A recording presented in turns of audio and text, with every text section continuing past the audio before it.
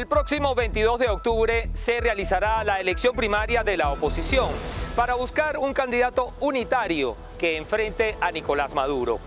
¿En qué propone? Hemos entrevistado a algunos de esos aspirantes y por eso hoy queremos presentarles una compilación de todas esas entrevistas para que usted sepa qué proponen.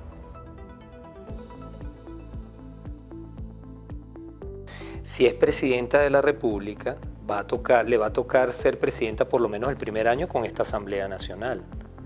¿Cómo se podría legislar, o acordar legislaciones como esta con una asamblea así? Una asamblea ilegítima, por cierto. Pero es la que va a estar. Y se juramentaría allí, por cierto. No lo sabemos qué irá a pasar. Esa es una buena pregunta, chico. Ahora que me la haces. Claro, es el tipo de cosas que hay que pensar. ¿Dónde estarán esa gente? Porque al final, mira, lo que viene en Venezuela, y tenemos que estar conscientes de ello, es un proceso de construcción en todos los planos.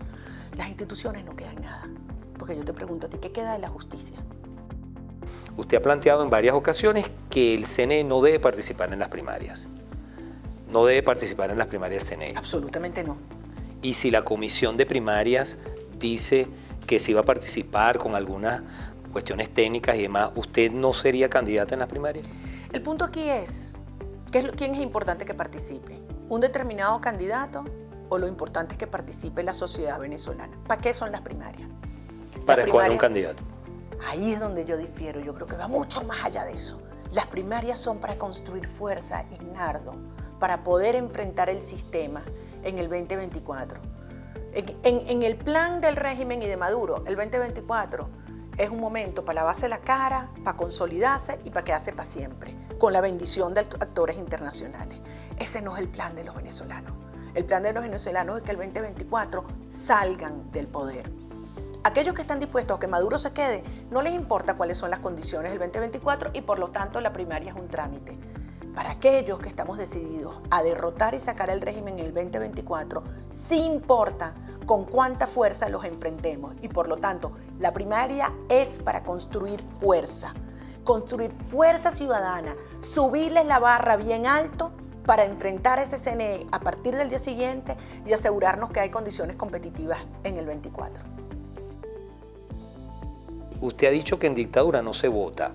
Sí, pero pero en desafío y resistencia podemos elegir. Y de eso se trata las primarias. Que elijas tú, Ignardo, y que no elija Maduro por ti.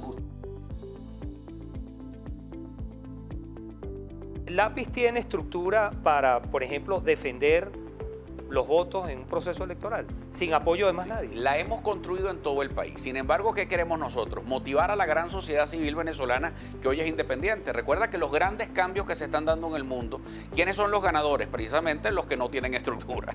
Entonces se han dado procesos interesantes donde los candidatos sin estructura, pero con una gran percepción, una gran confianza, van construyendo liderazgos independientes, innovadores, que se conectan con una sociedad que está cansada de los viejos partidos y de las viejas formas de hacer política.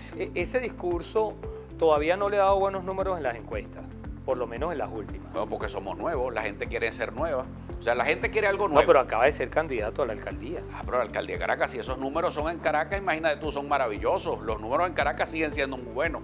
Y no solamente números de encuestas, sino fueron 100.000 votos que sacamos en el municipio Libertador contra la campaña sucia más terrible que ha podido recibir nadie. Obtuvimos un segundo lugar y lo que más nos gusta es que ese segundo lugar se debió, Ignardo, a los sectores populares de Caracas, no a las clases medias.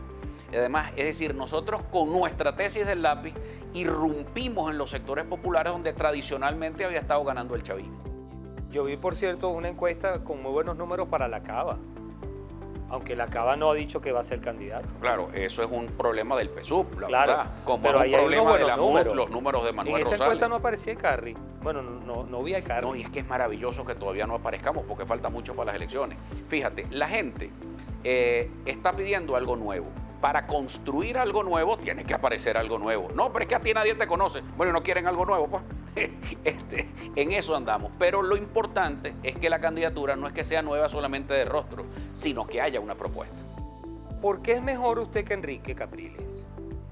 Mira, yo creo que ya cada quien le llega a su tiempo. Yo creo que Enrique tuvo una época y eso es una página pasada de nuestra historia. O sea, que coincide con María Corina, que Enrique es del pasado. Sí, cómo no, hay mucha diligencia también. Yo siento que todos llegaron. María Corina, yo le tengo un respeto muy grande. Ella ha sido, yo disiento muchísimo de muchas cosas de María Corina, en el tema sobre todo disiento de la táctica y de sus posturas radicales, pero siento que en muchas otras cosas tiene razón María Corina. Por supuesto en el tema de la honestidad y la transparencia del G4 y de los movimientos que están allí. Lo que pasa es que yo le he dicho a María Corina que no gaste su tiempo en esas primarias, porque lo que van a querer es enrollarla, embaucarla y tratar de hacer que no llegue como muchas veces se lo hicieron. ¿Usted no tiene reservas de que el CNE participe técnicamente, con apoyo técnico en las primarias? Yo creo que va a ser necesario que algún tipo de apoyo técnico preste el CNE. Yo no soy de los que rechaza categóricamente ninguna participación. Creo que eso hay que analizarlo un poco, donde tenemos necesidad de acudir a unos bienes que no son del CNE ni del Maduro. Por ejemplo, el registro electoral, que es un activo, digamos, que tiene el país, que ha sido construido a lo largo de muchos años, eso no es propiedad de Nicolás Maduro. Pero igual, por cierto, está muy cuestionado ese registro electoral. Pero está. Ahora, vamos a hacer nosotros en la Comisión de Primarias, nos vamos a hacer un nuevo registro. Empezamos de cero. ¿Cuánto tiempo nos toma eso? Entonces hay que también racionalizar el tema. Si bien es cierto que hay muchos vicios, elementos incorrectos dentro del registro electoral, es el que tiene el país. Si nosotros nos pusiéramos a hacer un nuevo registro electoral, duramos 5 años. ¿No piensa que han vuelto loco al elector diciéndole cuándo votar, cuándo no votar? Ahora sí, ahora no. Sí. ¿Por qué ahora sí? Bueno, porque ya se demostró que esa recurrente llamada a la abstención, ese discurso de que Mr. Trump viene a sacar a Maduro, que el R2P, todo este discurso que se alimentó de que no había que hacer nada en la ruta electoral, o sea, convertir una abstención que puede ser tácticamente en algún momento dado en un dogma, no dio resultados. Entonces, bueno, vamos a las elecciones, hay que participar y vamos a trabajar para derrotar a Maduro. ¿Qué va a hacer con la Fuerza Armada? Modificarla, hacerla ahora, convertirla ¿Es rescatable? Claro que el país es rescatable y la Fuerza Armada también. La Fuerza Armada es una institución que debe estar al servicio de la nación, dice la Constitución, y no de un partido político. Lamentablemente, producto de esa modificación a la Constitución del 61, mediante el cual el ascenso a los militares de grado de coronel y general solo lo da un solo partido, el del partido del presidente, ha generado que los militares derivaron en un partido político en armas. Y hay que sanear la institución militar, hay que profesionalizarla, hay que volver a rescatar la meritocracia para que los mejores sean los que comanden, los que conduzcan y no los mediocres que se doblegan de manera acrítica a un poder abusivo, los que dominen las instancias del poder, y además dedicarlos al tema de la seguridad. Porque lamentablemente una de las cosas que ha pasado estos años es que a los militares los metieron en todo. Hay un general del azúcar, un general de la carne, un general de la leche, según dijo Padrino López una vez, que le asignaba a cada general un producto con el objetivo de resolver el tema del desabastecimiento, y lo que ha terminado es que todos los generales están metidos en algún tipo de negocio que no corresponde con la seguridad o en una actividad que no corresponde con la seguridad. Entonces hay que sacar a los generales de las empresas públicas y dedicarlos a la seguridad.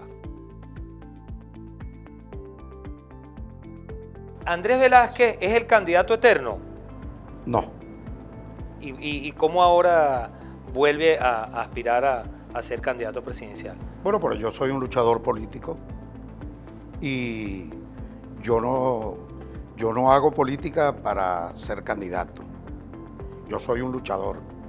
Y si en el camino de esa lucha que estoy librando por restablecer la democracia y la libertad en Venezuela está la posibilidad de ser candidato, bueno, sencillamente esa es, yo diría que un resultado de un compromiso que tenemos con el país.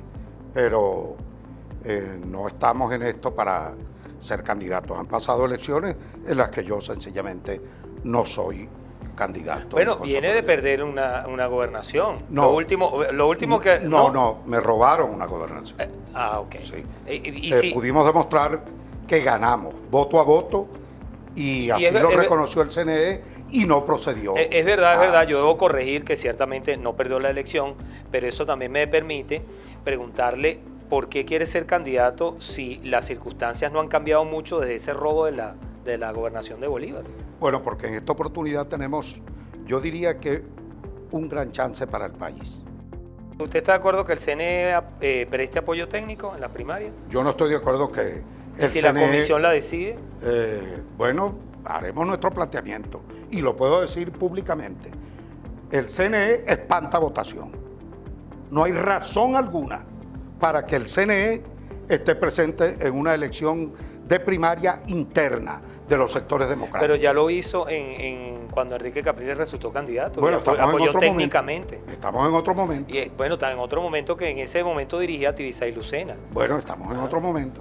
O sea que no al CNE en las primarias. No al CNE. El CNE no genera confianza alguna. Y no hay razón para hacerlo. Esto es un proceso de los ciudadanos, de la sociedad civil. Y para ello precisamente hay una Comisión Nacional de Primaria integrada por ciudadanos honorables, respetables de la sociedad civil, profesionales, conocidos en Venezuela, que son los que van a dirigir ese proceso. O sea que si no hay apoyo técnico del CNE, hay voto manual. Voto manual, y creo que es lo que debe hacerse. ¿Usted se anota en el grupo de los que no quieren nada con el CNE o el CNE si es necesario para poder realizar las primarias? La primaria la va a realizar una Comisión Nacional de Primarias, no la va a realizar el Pero CNE. se habla de que podría participar con asistencia técnica. Claro, pero una asistencia técnica que pasa por ejemplo, ¿dónde se va a realizar el proceso de primaria? En las escuelas. Para que sea posible que sean las escuelas, por ejemplo, eso requiere una asistencia técnica del CNE.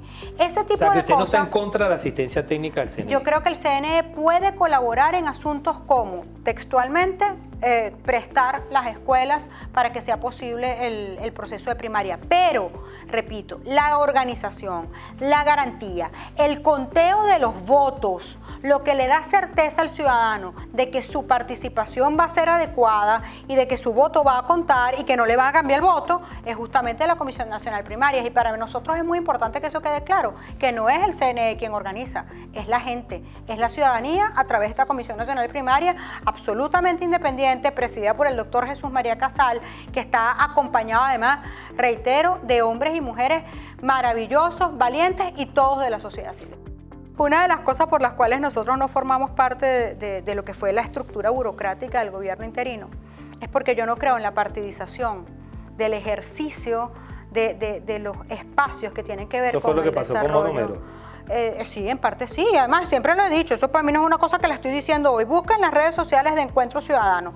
Ahí fijo en el perfil del Instagram del partido mi último voto negado con el cuento de Monómero, pues nosotros no creemos en eso. Yo creo firmemente en que así como logramos seleccionar a una Comisión Nacional de Primaria de hombres y mujeres independientes, sin ningún tipo de vinculación partidista, pero capaces, probos y honestos, así se puede designar un gabinete. Pero te puedo decir que cuando presentemos formalmente el plan de gobierno, vas a ver, aparte de esos hombres y mujeres que tienen planes, uno que a mí me tiene enamorada, porque yo soy criada de abuelo, un plan extraordinario para la tercera edad de manera específica, un plan de reducción del tamaño del Estado. Aquí hay demasiados ministerios y faltan otros que tienen... ¿Qué va a hacer con los trabajadores de esos ministerios? Mira, es que, a ver... Se nos agotó el tiempo, pero rápidamente. Tú no puedes tener trabajadores del ministerio que cobran $3 mensuales, que van a trabajar una vez a la semana y que además tienen que ir a matar tigre, tienen que tener 700 trabajos para poder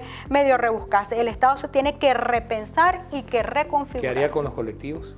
A ver, con todo el que infrinja la ley, hay que aplicársela a la ley. Todo el que es delincuente tiene que pasar por los procesos legales. O sea, que son delincuentes. Claro, mira, todo el que anda con porte ilícito de armas, todo el que amenaza a la gente. Hace unos días salió, lo voy a decir aquí, yo sé que el programa se acabó, pero ya va. Mira, rápidamente, haciendo muchas señales. Hace unos días salieron unos colectivos del estado de Aragua amenazando a los trabajadores, a los maestros, a los gremios que están en la calle, amenazándolos con violencia. Eso es un delito. ¿Por qué usted es mejor candidato que Enrique, que María Corina, que Delsa Solórzano, que Juan Pablo Guanipa? ¿Por qué usted es mejor candidato que ellos? Mira, todos los candidatos son buenos. Aquí no se trata de decir que yo soy el mejor, que hay otro mejor. No, todos los candidatos son buenos. Aquí lo que se trata... Te llama a que voten por usted. Bueno, ¿Por qué obviamente razón tienen que votar por usted y no por ellos? Estamos llamando a que voten por nosotros porque nosotros tenemos unas ideas que quizás son distintas a las que otros han venido planteando. Nosotros creemos y consideramos que hay que darle un vuelco a la política, que definitivamente no se puede seguir siendo politiquero. Aquí se tiene que ser político.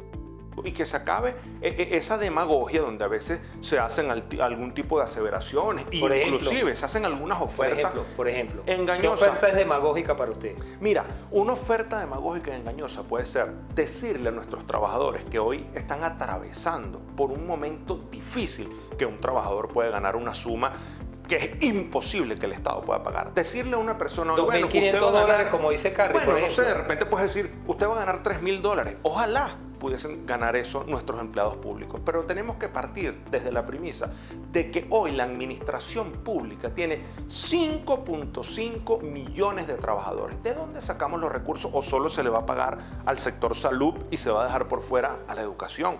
¿O solo se le va a pagar a los educadores y se van a dejar por fuera a los empleados de la administración pública de gobernaciones, de alcaldías, de ministerios? Sin incluir que aparte de esos 5.5 millones de trabajadores de la administración pública están los pensionados y jubilados, que son los que terminan pagando los platos rotos y los que son menos pagados. ¿Usted no reduciría la nómina del Estado?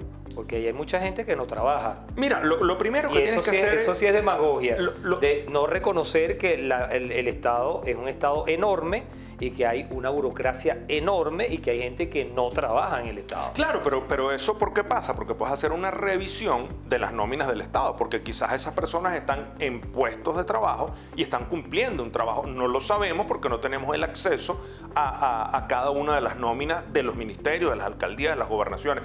Pero obviamente hay que hacer una revisión, lo que se necesite hay que seguir cumpliendo y lo que no esté, bueno, inmediatamente hay que hacer una revisión y hacer alguna sustitución. ¿Usted reduciría el número de ministerios? Mira, claro que hay que revisar el tema de los ministerios. ¿Por qué? Porque ¿Le da miedo decir abiertamente que reduciría los ministerios? No, es que no me da miedo, no me da miedo. Lo que tenemos es que hacer una revisión de si son necesarios o no, porque no podemos llegar, como llegó Hugo Chávez en el año 98, ofreciendo que iban a haber menos ministerios y resulta que lo que terminó fue incrementando el número de ministerios. Todo tiene que ver de acuerdo a la necesidad que tengan cada uno de los ministerios. Si son necesarios mantenerlos todos, se tendrán que mantener. Y si hay que hacer una reducción de los ministerios, hay que hacerlo, pero todo pasa por poderle cumplir en cada una de las áreas a cada una de las personas. Hay un sector del país que cree que Maduro no sale con votos. ¿Qué le dice a ese sector? Mira, ese sector le tenemos que decir que tenemos malas experiencias, que cada vez que no hemos buscado una vía por el camino de la participación, bueno, ahí está en donde hemos terminado. Lamentablemente no hemos salido bien. ¿Y a quién le conviene la no participación?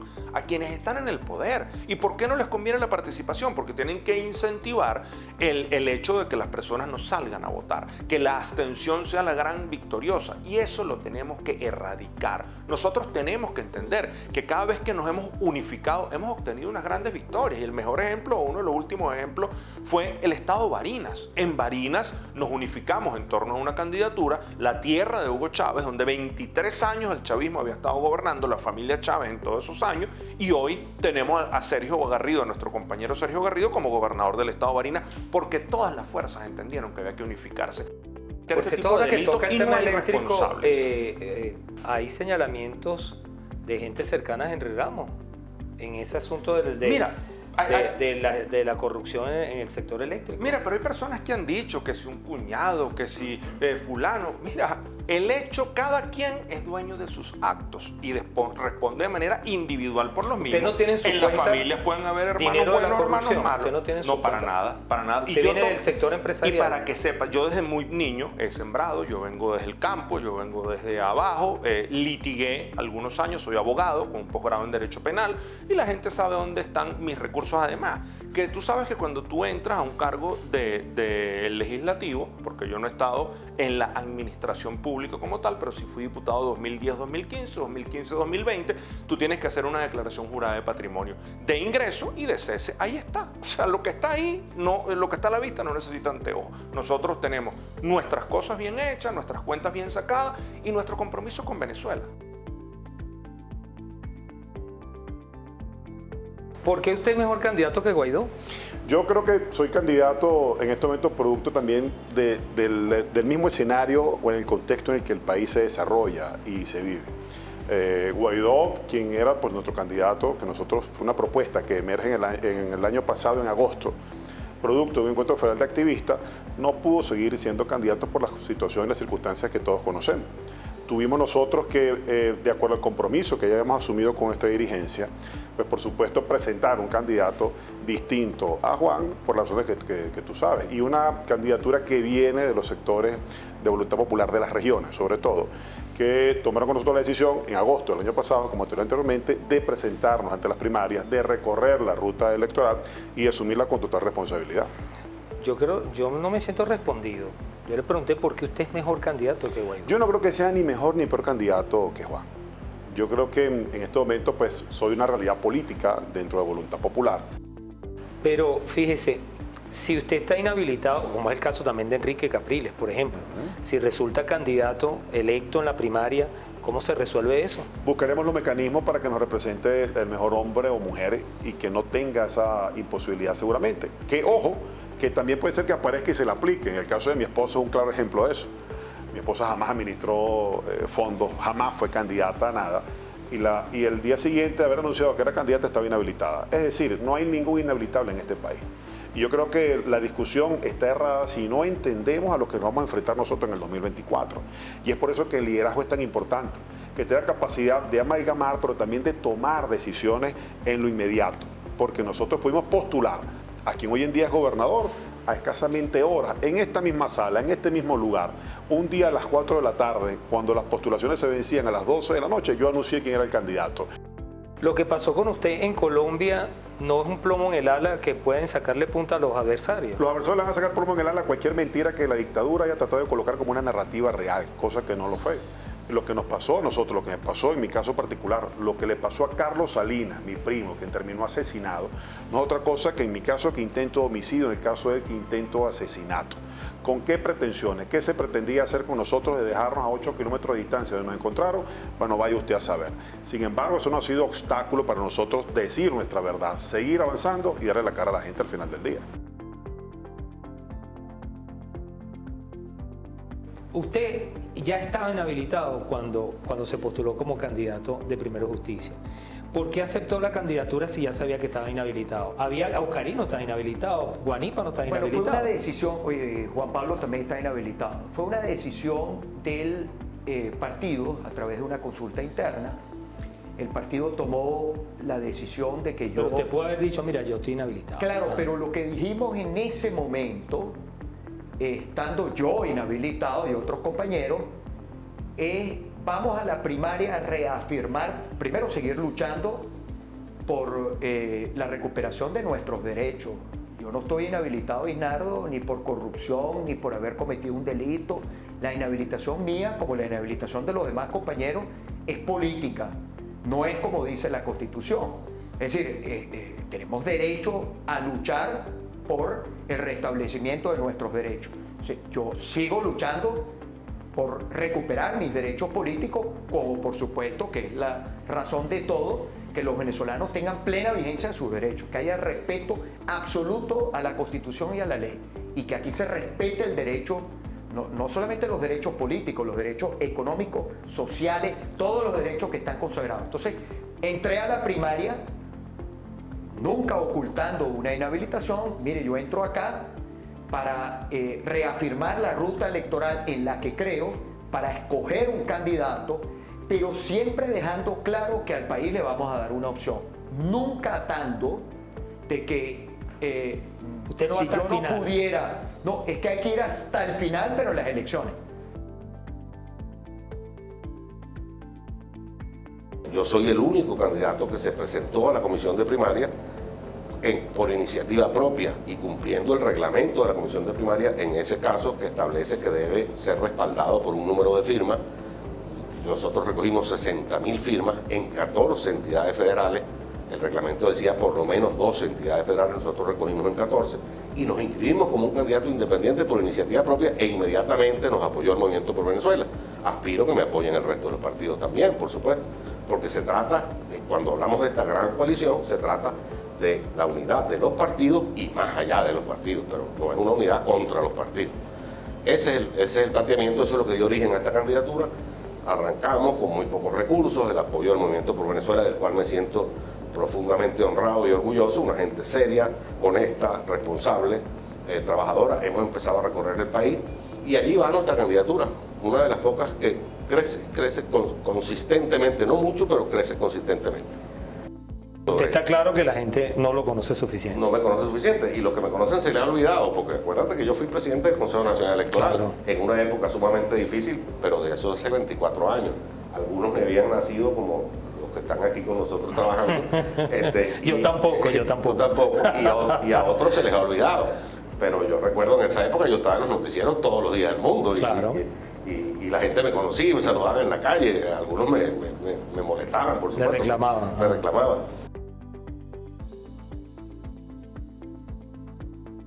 El problema no es solo la salud, es la educación, es la falta de salario digno, pero todo está relacionado con una falta de producción. Venezuela tenía un Producto Interno Bruto de unos 350.000 millones de dólares por año, hasta hace alrededor de 15 años. Y hemos bajado a un Producto Interno Bruto de 20.000 millones de dólares, que es un poquito superior al de Haití, un poquito por debajo del de Honduras. Es decir, que nos convertimos en un país muy pobre. Y si no logramos reactivar la economía para que haya pago de impuestos, para que haya nuevas inversiones, la salud será un ideal inalcanzable, porque la salud tiene un costo. Igual, ¿y de dónde proviene ese costo? Proviene de los impuestos, proviene de los ingresos de la nación por exportación de petróleo, proviene de toda una cantidad de actividades que son las que permiten financiar el sector público de salud, pero también permiten pagar a los maestros, a los profesores, tener sueldos dignos, también permiten lograr vivienda, lograr un trabajo digno, lograr que los servicios funcionen, que la electricidad funcione, que el agua llegue, que el teléfono funcione, que la recolección de basura esté, que la educación sea gratuita y sin costo. Pero no es sin costo, es sin costo para ti, pero es un costo para el Estado, porque la educación cuesta, tanto la educación primaria como universitaria. Cambiar los paradigmas, pero entonces mi respuesta para ti, no hay solución mágica si no incrementamos la producción y si no salimos de la pobreza. Y para eso te necesitamos a ti. Y necesitamos a cada una de las personas para trabajar por esta Venezuela del siglo XXI. Les invitamos a que estén atentos porque todos queremos saber qué proponen.